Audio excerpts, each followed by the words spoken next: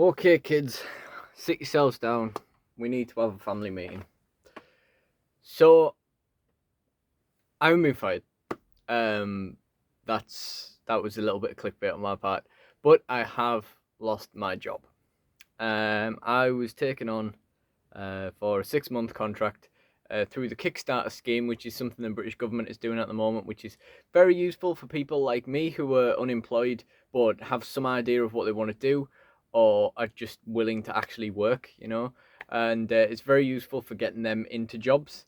And it's also very useful for small companies like the one I was working for that are starting to expand and looking at sort of the staff they might need and can afford. Companies that weren't really big enough to have any staff um, before the scheme can kind of test the waters on who they need, and that's basically what this company have done. And unfortunately, in this particular instance, they have decided that the staff they need does not include me. Now, I didn't have high hopes that I would be kept on. Um, I was basically doing the social media work, and that only really included LinkedIn. So, and our company was a bit obscure in terms of what we do. So I wasn't really convinced how much of a social media presence it even really needs. And, this ultimately meant that I didn't have an awful lot to do a lot of the time, which was great because I was getting paid for like very little work. And, the work I was doing, I did enjoy, apart from the fact that the bosses were a little bit, particular about what they wanted posting, but also didn't really have the time to give you the input that you needed to have to know what they wanted to do, kind of thing. I don't think it's anyone's fault. I was inexperienced doing what I was doing. It was a social media role because doing things like this, the FigFed stuff, has led to me enjoying using social media for promotion and stuff like that. So that was sort of an avenue I wanted to go down, and the job has allowed me to gain some experience in that area. But anyway, my point is, they brought in another guy in admin who then became one of the engineers with the rest of the team because he'd just done all his admin work really quickly, so he just learned how to do all the engineering design kind of stuff that they were doing. And ultimately they decided they didn't need three engineers, so they let him go a few months ago. Now he does a lot more work than I do, so I was not remotely surprised to not get kept on. I was kind of expecting it from the point that he was let go. And the same thing goes for another guy, Robbie, who does the accounting, who had even less to do than me. Like literally, if there weren't any like receipts for him to scan into the computer, which took him like maybe 30 minutes if it was a heavy receipt day, he had nothing to do. So it was like the bosses knew that he had nothing to do, and he'd just sit doing crosswords or whatever all day. And it was a lovely job for him at the time because he's getting paid to do very little work. The work he was doing wasn't difficult, but now he is also out of a job. And I figured the only way either of us would get kept on is if they thought they really needed someone doing the social media, or if they thought they absolutely needed someone doing the accounting. They didn't think so. From a business point of view, it made sense. They felt like there just wasn't enough work for either of our jobs for them to pay someone full time for either of them. And from a business point of view, that makes absolute sense. I think it's true that they said that they think these are roles that are more suited to just redoing the Kickstarter scheme and having someone in for 6 months, giving them some experience and something they want to do, and then moving on to the next one. So the business themselves don't really have to pay for those people. From a business point of view, it makes sense to do it that way. It makes sense to take advantage of that opportunity that is available to them. But it does mean that I'm now unemployed again. And I'm not really disappointed. I felt a bit sad when I left, because I'd just been speaking to the rest of the team. It was quite a frustrating job at times. It wasn't remotely hard, and it was easily the best job I've ever had. But it was quite frustrating because, like I say, they kind of they kind of had some idea in their head of what they would accept, but they also didn't have any idea of what they wanted, and they also didn't really have the time to tell you what it was. So if you go into this scheme as as someone who's never done this sort of social media role before, expecting to get trained up for it, because that's kind of the point of the scheme, you at times don't really know what you're doing, and it's kind of difficult to to just plow through and be like, okay, they didn't like that, let's move on to the next thing, try something else. It's kind of hard to work out from that point what they will accept. That being said, they were nice people to work for. I did kind of hope to work there longer. Ultimately, I thought as time was going by, I wasn't really able to decide whether I even wanted to work there or not. I think I kind of came to the ultimate conclusion that, like, you know, I wouldn't be too mad if they didn't keep me on. Like, it would be easier if they didn't keep me on, so then I didn't have to make the decision about leaving. But that being said, it probably would have been nice to stay there for a bit longer. I mean, at least till after Christmas, am I right? But I guess the real surprise is just how early it is, because although as much as, you know, if I'm losing the job, I'd rather just go. My contract actually ends on the 13th of December, and they let me go 2 days ago, which is what, the 23rd of November or something. So you know, it's really early. It's like 3 weeks earlier than I was expecting, but I'm technically working from home the next couple of days. Then I'm on taking my holidays for the next couple of days after that, the next week or so after that.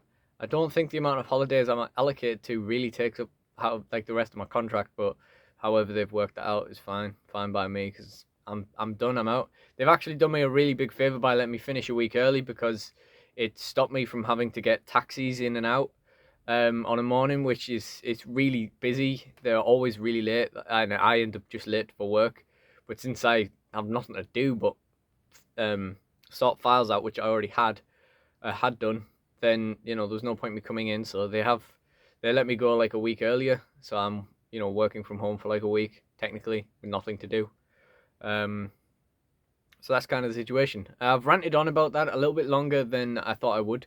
I guess maybe I just needed to vent. So sorry about that, guys, and thanks for sticking with me if you're still watching.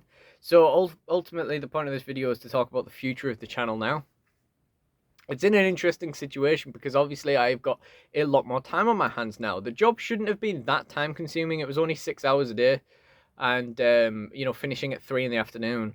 So I should have had lots of time to do stuff afterwards, and I had the energy to do so. I just really never felt like doing anything after work most of the time, and that made working there quite difficult at first, because I felt like I had this time and I should be doing stuff, but I just really didn't want to.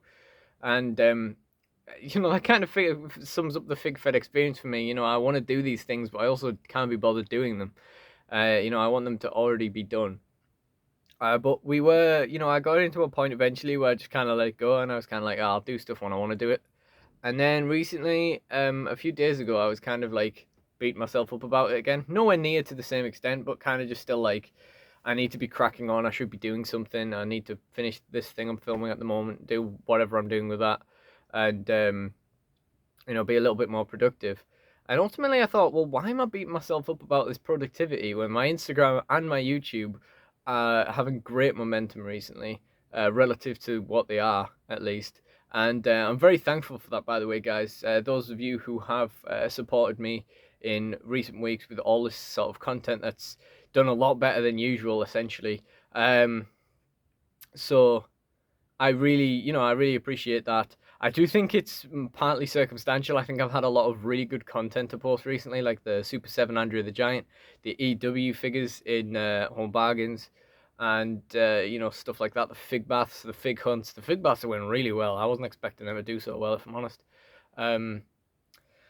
So, yeah, I guess what I'm trying to say now is that although I want to just enjoy that momentum that the channels are having and the Instagram is having, I think if I've now dried up the resources I had of content where you can just look at it and think that's going to be really good, so that might slow down now.